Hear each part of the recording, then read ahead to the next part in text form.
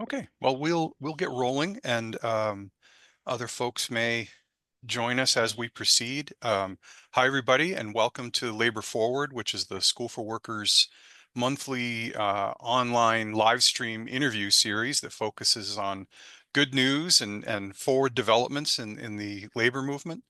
Before we get started, I'll just make a quick announcement here at the beginning rather than at the end that next month's Labor Forward, which will be on November 20th, will be my colleague Lola Lustino interviewing Kate McCoy of the Wisconsin Department of Health Services, and they'll be talking about occupational health and safety. But that's next month. Our guest today is Andy Sernatinger from the Office and Professional Employees International Union. And we're going to be talking about a very recent victory at three schools owned, I think is the right word to say, owned and operated by Toad Hill Montessori Incorporated. Andy, welcome.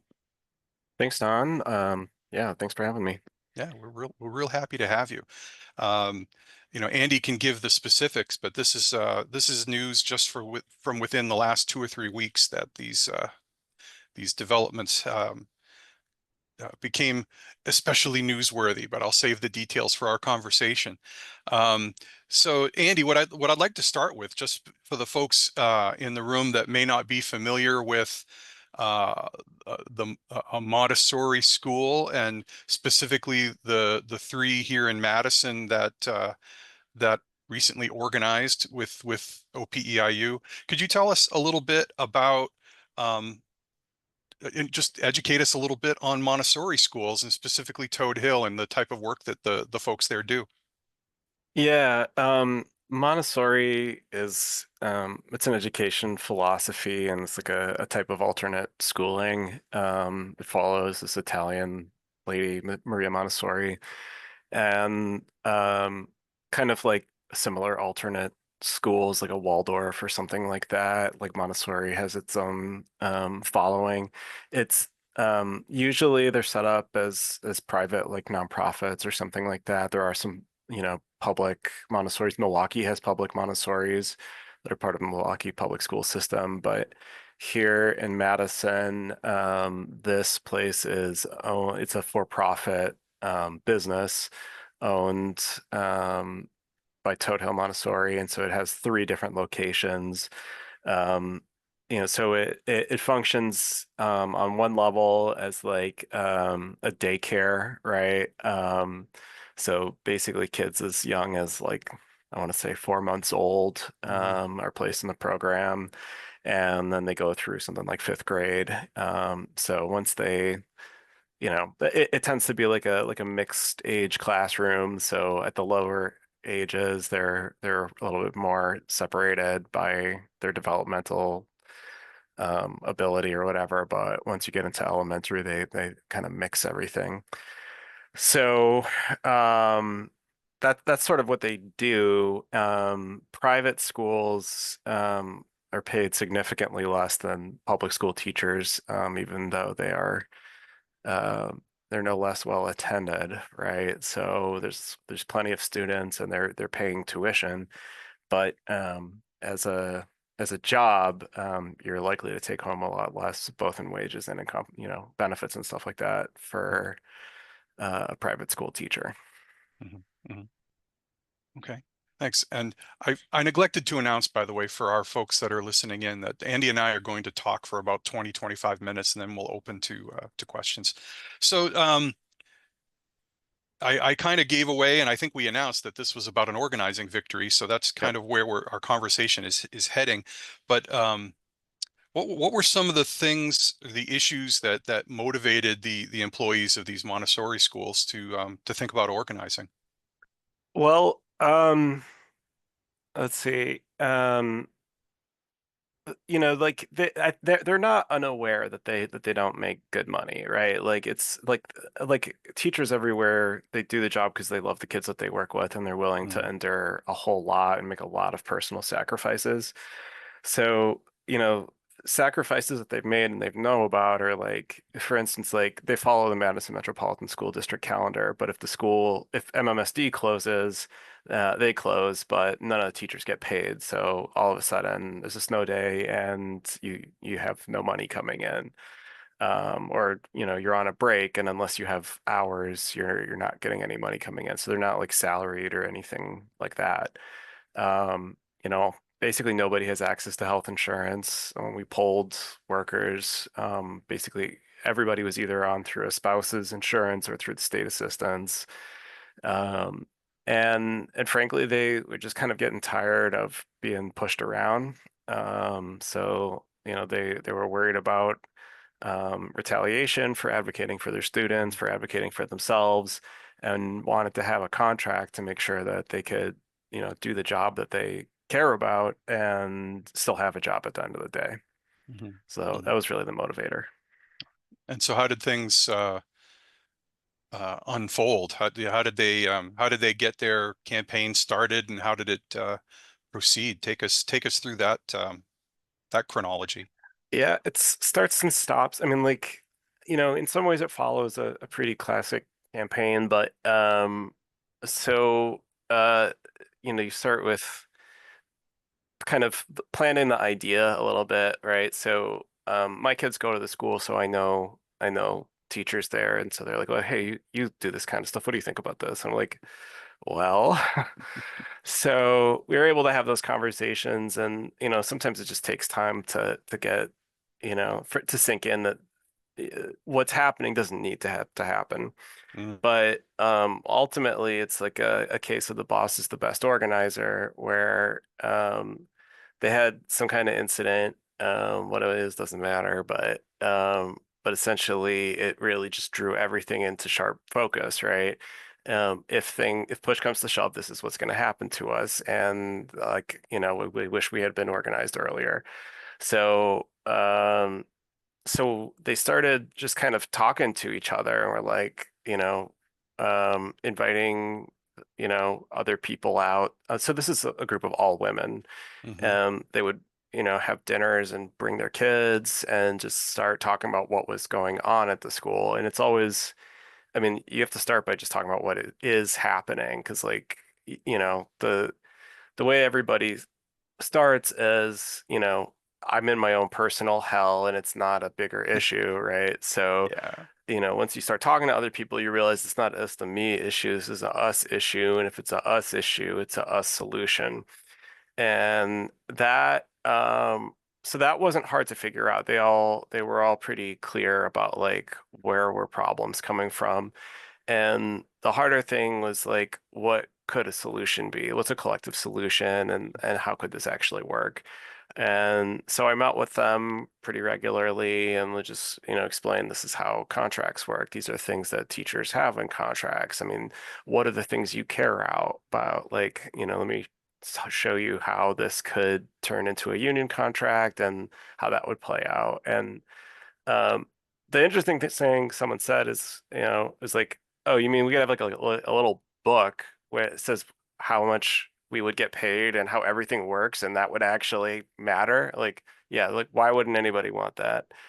So, it wasn't like a hard sell at all. It was really just, explaining how people's live situation is a union thing, and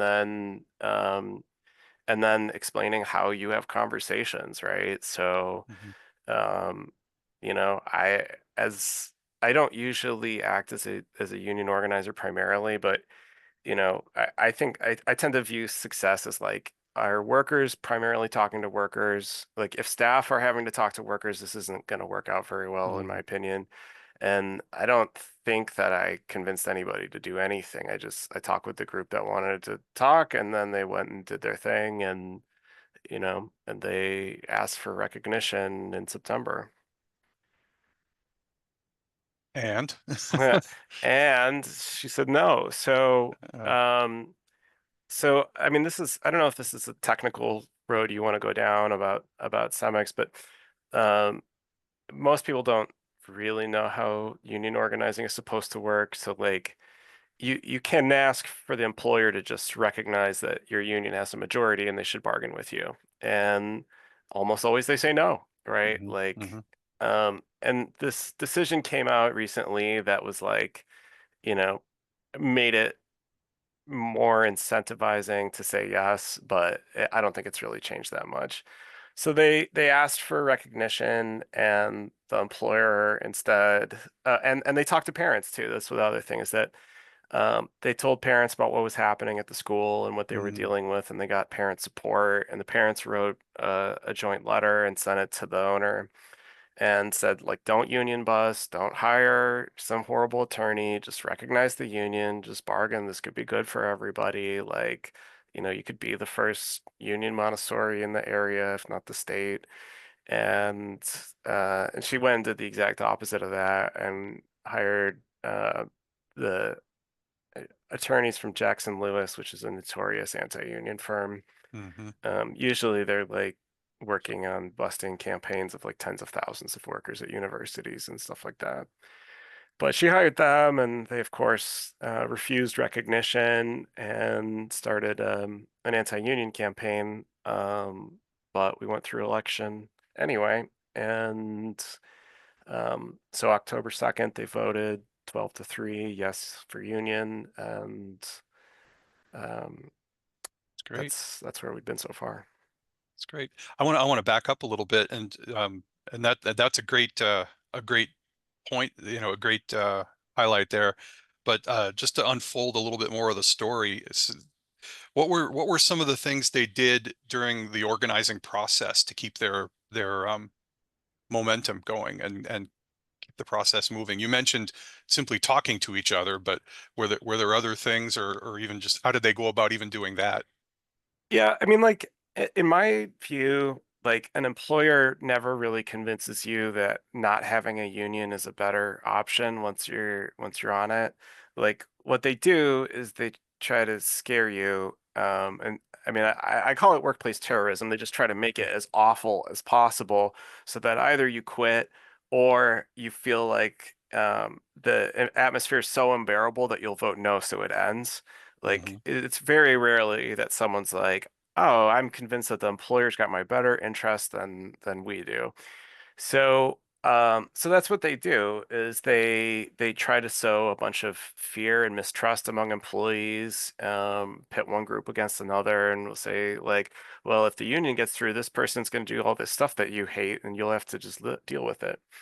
So to like beat that back, it was important that everybody had like a lot of trust and communication. So they had to talk, I mean, like obviously talking matters, but like, it helped that these are people that, they trusted their children with. So it was like, if I can put my kids with you, like I trust that when push Hmm. comes to shove, you're not gonna, like you'll get my back here. So they all kind of were able to share in what the experience was and had already been, right? We did anti-union bingo, right? That helped. That's where you make a bingo board of all the things that Hmm. they'll say, and um, so that one took off really well. But they constantly talked with parents also about the situation, so that way they wouldn't be so isolated. Um, all that stuff helped a lot. Mm-hmm. Good. You've mentioned employer retaliation and the campaign of fear, and for anyone in the room that isn't familiar with union organizing, Andy is really um, kind of hitting it right on target. That the anti-union campaign is often just making things so bad that folks would rather have the status quo back than to deal with the situation that gets created by the employer. But what were and you mentioned that they hired Jackson Lewis, which again, if folks aren't familiar with Jackson Lewis, they're one of the preeminent, um, to put it politely, union avoidance but union busting law firms in the country. And one could say that they wrote the book on union busting because they literally wrote a manual on union busting that they still use today. Um, but what were some of the things that the employer was doing once she found out? Obviously, either at the time that employees demanded recognition or sometime before that, she became aware of what was going on. Excuse me, of what was going on. So I'm curious, what were some of the things that she did in order to push back? Um, well, she sent a lot of emails. I mean, um, So, just constant kind of barrage of anti-union communications that, you know, hey, this might be a futile effort because I have no obligation to reach a contract with you. Hey, can you trust that union organizer? Like this like third party to like person that's invading your space. And like that one didn't fly because my kids go there and like they know me personally, but like Mm, third partying the union happens a lot. Trying to drive a wedge with parents, like, oh, they did this the wrong way. Like that's one that I don't know why it always gets a little purchase. Like when you're trying to, the right way would have been to talk to me beforehand, and of course I would have been really good. But since you didn't, now this is all messed up. Um, so just stuff like that, and mm, then like in the workplace, reassigning people and like doing like love bombs of like trying to be like overly like excited about everything, and then just like turning on a dime to be just extremely aggressive about anything having to do with the workplace or control. mm, So, so that came up a lot, I like they're not here to give you their opinion of it. I mean, my sense is that they were like, this is not totally a departure from how things were before, so it wasn't as effective as it could have been. mm, But but yeah, I mean, knowing it, putting a name to it, and being able to like, call it out, helped a lot. mhm. Yeah. And it sounds like most of the things that the employer did were boilerplate. They were exactly the things that you would have predicted on the bingo card because they're the Yep. same things every employer says and does. Yep. Yeah. Yeah. I mean, no huge surprises. It was like, okay, third party, there's one. Um, this could take forever. There's another one. I mean, but like Hmm. some of those ones, like I don't know. Like I don't really understand the thinking of a union buster when they put some of that stuff out. Because it's like saying like, well, I don't have to reach a contract with you is just an announcement that you're an asshole to everybody. Like all you're saying is like I don't want to play ball, and it's like, well, that just means that how could you have my best interest if you're not even willing to do what you're supposed to do? Hmm. Hmm. So And yet her public statements, like in the Cap Times article, were, if my employees want a union, that's for them to decide, and I'm totally good with it. she did very strange things. I mean, she forwarded her anti-union emails to the press, and they were like, "Do you want us to publish these? Like, we're not going to." Um, so I mean, I think they mostly just were polite about it. Mhm. Yeah. So what's next? With Jackson Lewis, the fun never stops. Hmm. They Hmm. want to challenge the election, so we'll see if that has any purchase with the NLRB or not. In our view, this is completely about obstruction and trying to just create a miserable environment. But Hmm. you know, um, I guess I didn't say this before, but part of what we did while we were organizing was like, let's start writing some of the contract language together now. Yeah. Um, you know, um, I'm kind of won over to the school of thought that like don't wait until after your election to start being the union, like start being the union right now. Mm, So, they know what their issues are and they made, like a five plank platform of like, this is why we're doing this and tried to make it really positive. And then, they would be like, this needs to go in our contract. So they, just put all this kind of stuff in a big Google Doc and then I would start writing it out. Like, no, no, not like that, like this. So, I think um now is the process of, going through all of that stuff that we put together, turning it into a proposal and getting to the table and bargaining it. mhm. Um, yeah, in the Yeah. meantime, they gotta learn how to be a union in the way that everybody does. Mhm. Yeah. And I certainly agree. I wish more unions thought about it that way, that the developing of of a union identity even prior to the election. And even the crafting of proposals, it really makes very concrete and clear what the workers are fighting for. So yeah, Yep. I couldn't agree more. Yeah, we had Um, them make their own logo and stuff, so something they could identify with. that's great. Yeah. That's great. Um, well, I guess we can start taking a couple of questions and then might lead us to discuss some other things. But the first question that someone asked, and by the way, I don't know if everybody knows where it is, but there's a Q&A button at the bottom of the screen with it's like a little bubble with a question mark in it, and a couple of folks have found it already. Um, the It says, how quickly did the employer file for election? Maybe they meant employees. Was it before or after hiring the lawyer? And did the union file any ULPs? Yeah, so um this is the little bit of the technical part, which is that the labor board came out with this decision called CEMEX. Oh, that's right. Cemex. Yep. And if you ask for recognition, the employer has a a window to respond. And if they don't, then the board should be giving them a bargaining order without any vote, and it's a ULP. So all these anti-union firms are like, watch out for these voluntary requests because you could get accidentally stuck into bargaining. So so we delivered the letter for recognition, and then um, the employer asked for a meeting, canceled the meeting the morning of, asked for another meeting later that week, canceled that meeting, and then didn't say anything. So I, wrote and was like, "Hi, this is what we would have discussed with you. Here's what we see is going on." And they're like, "I don't believe that there's an uncoerced majority." Um, my joke about that is, I read it as I haven't had time to coerce the majority yet. Um, so, they could have sat there and then filed a petition at the last possible second, but the union filed the petition after she said Mm. that she wasn't going to recognize. So my advice would be just file the petition, even if you ask for voluntary.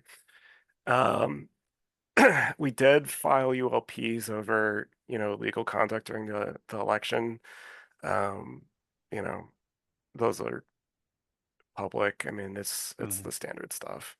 Okay. Do you know, maybe you don't know exactly when, but when did they engage with Jackson Lewis? What was it, early on, or was it after the petition was filed, or when did they bring them No, into it's the picture? definitely as soon as I got the email that said we don't believe there's an uncoerced majority, I was like, Yeah. that's written by a lawyer. Yeah. That's a union busting lawyer right there. Yeah. So the second that I read that, I was like, they hired a lawyer. So that was within Yeah. a week. Um, yeah. Yeah. That was my thinking too. When you said that, I'm like, that's not a phrase that came from the No, employer. No. no. It's a standard, business person doesn't think like that. So Right. Right. The other question that we have in the Q&A, which I think we answered, was how close was the vote? I think you said it was 12-3 it's 12-3. in a bargaining unit of about 20, I think. When we filed, it was 23. And everybody that could vote voted. But the effect of a campaign like that from the employer is that a lot of people quit, right? Mm, So people that would have been vote eligible quit, and so the number of people went down at the actual vote count, which is really unfortunate. yeah. Um, okay. And then the other question from the same person was, did the employer run captive audience meetings? No, but I think they would have liked to. The employees looked really carefully at when to time things for like certain break periods to make sure that they weren't potentially at risk of having one. Um, so sorry, my voice is kind of going out. Mm, Um, like it's a school, so you can't pull everybody off the floor, right? Because they have children to look after. So there would only be certain points of time where a captive audience would have been possible. So they looked at when that could have been and tried to plan something so that way it wouldn't happen. And luckily it didn't. mm, okay. Does anybody, those were the only questions that were posted. Does anybody have any others?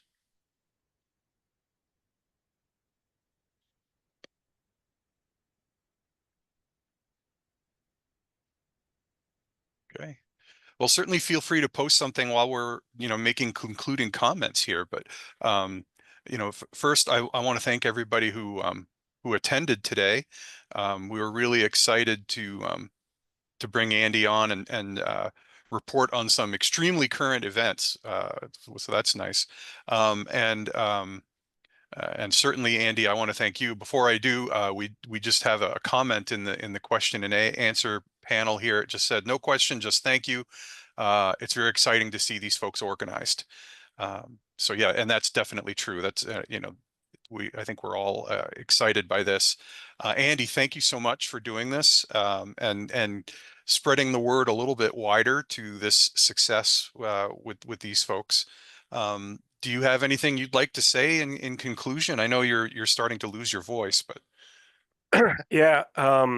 First, thanks for having me, Don. I mean, I think like a lot of people don't even have organizing as a thing in their head, right? I mean, like the presence of organized labor, especially here, has really been diminished. And so, I mean, I think we really have to do whatever we can to instill in people, right, that you can organize your way out of a problem, and um, yeah, I mean, there's a union exists for a reason, and everybody can form a union, right? Mhm. Whether they say you can or not, you can do it. Very So good. Yeah. Couldn't agree more. Well, thanks again, Andy, and thank you to everyone who joined us today. I'll just repeat that next month we have on the 20th of November, Lola Lustino with Kate McCoy of the Wisconsin Department of Health Services talking about occupational health. Thanks to all, thanks to Andy, and please keep me posted as to how things progress in the ongoing campaign toward will a first do. contract. Thank you Thanks, very much. everybody. Have a great day.